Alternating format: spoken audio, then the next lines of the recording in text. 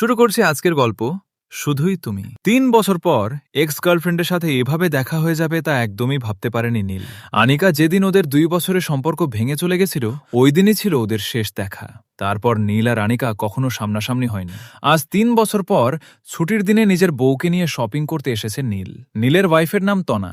তনা নীলের অতীত সম্পর্কে সবকিছুই জানে, এমনকি আনিকার ব্যাপারেও প্রায় সবকিছু জানে। ছবিতে আনিকাকে অনেকবার দেখেছে কিন্তু বাস্তবে কখনো সামনে থেকে দেখেনি।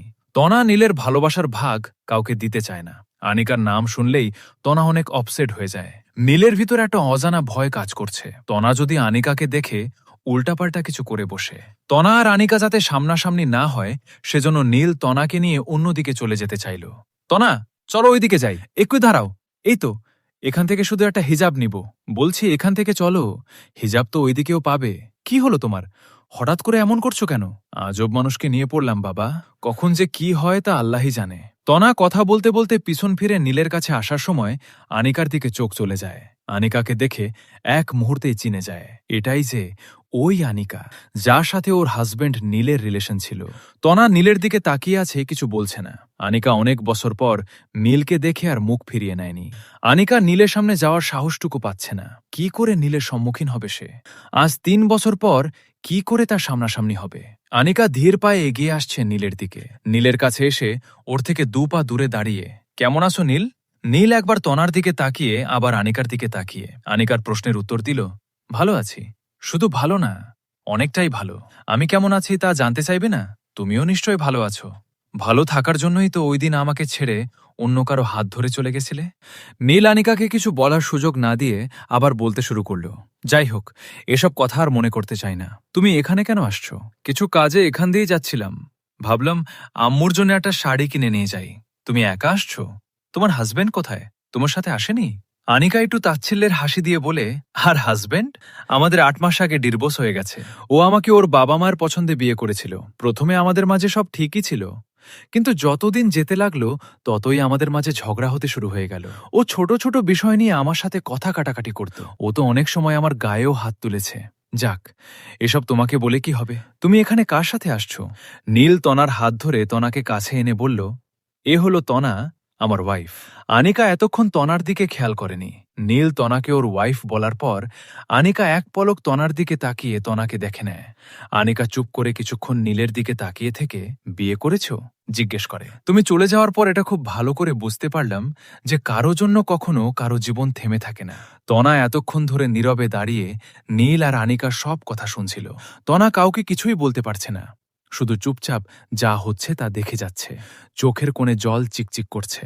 কি একটা বাধাতে যেন জলের কণাগুলো চোখ থেকে গড়িয়ে পড়ছে না। নীল তনার দিকে লক্ষ্য করে, আচ্ছা আনিকা তুমি থাকো, আমরা যাই। নীল এটা বলে তনার হাত ধরে আনিকার সামনে দিয়ে চলে আসলো। আনিকা চুপ করে নীলকে দেখছে। কতটা পাল্টে গেছে নীল। আনিকার প্রতি নীলের ভালোবাসা আজ শুধুই ঘৃণা আর একরাশ অভিমানে রূপ নিয়েছে।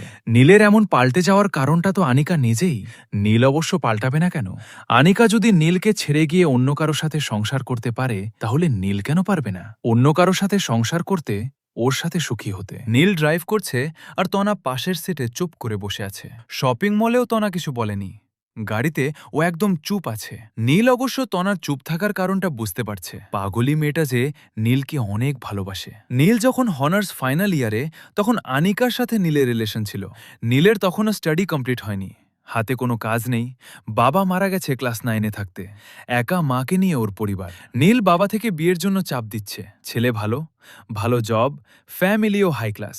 তুমি পারবে না আমার জন্য আর কিছুদিন অপেক্ষা করতে? কিছুদিন করতে করতে তো 2টা বছর পার হয়ে গেল। আমি আর পারছি না আমার মার ফ্যামিলিকে মানাতে। শুনছি বাবা মা নাকি আজ ওদের বাসায় যাবে বিয়ের দিন ঠিক করতে। তুমি এসব কি বলছো? আমাদের রিলেশনটাকে এভাবে মাঝপথে ভেঙে দিবে? আমার আর কিছুই করার নেই নীল। তোমাকে আমার বাবা মা মেনে নিবে না। না আছে তোমার ফ্যামিলি স্ট্যাটাস, না আছে ভালো একটা জব। ভালো একটা জব কি তোমার কাছে আমাদের ভালোবাসা থেকে বড় হয়ে গেল? আমি তা বলছি না।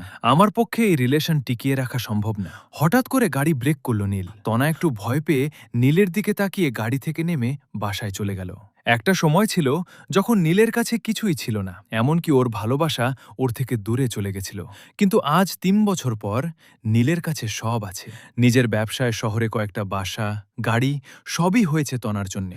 তনা নীলের লাইফে না আসলে নীল আজ হয়তো ফুটপাতে পড়ে থাকতো। নীল কার থেকে নেমে বাসায় গেল। রুমে গিয়ে দেখে তনা রুমে নেই। বেলকুনিতে গিয়েও সেখানে তনা কে পেল না। এবার একটু চিন্তিত হয়ে নীল যেই তনাকে ডাকতে যাবে, তখনই তনা ওয়াশরুম থেকে বের হয়। কেমন লেগেছে কমেন্ট করে জানাবেন। এরপর তনা আর নীলের মাঝে কি হয়েছিল জানতে আমাদের মনের গল্প চ্যানেলটি সাবস্ক্রাইব করে রাখুন।